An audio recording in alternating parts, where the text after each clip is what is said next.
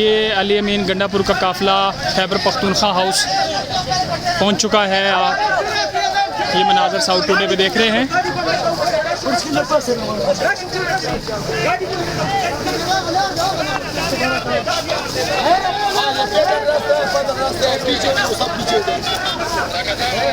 ये अली अमीन गंडापुर इस गाड़ी में मौजूद हैं।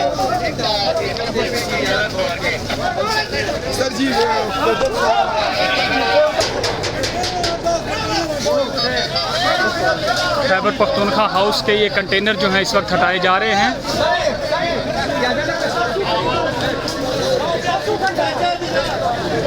इस गाड़ी में अली अमीन गंडापुर जो है वो मौजूद हैं। इस वक्त खैबर पख्तूनख्वा हाउस पहुंच चुके हैं और डी चौक पे उन्होंने अपना एहतजाज रिकॉर्ड करवाया है।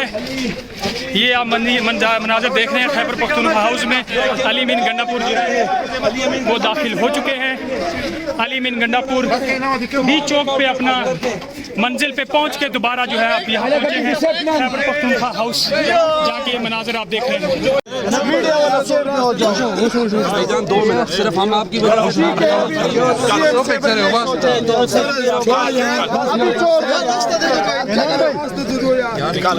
क्या करते थोड़ा सबर करो, बैठ जाओ जरा, एक मिनट सबर हाँ मस्जिद पढ़ो, ये रास्ता खोलो।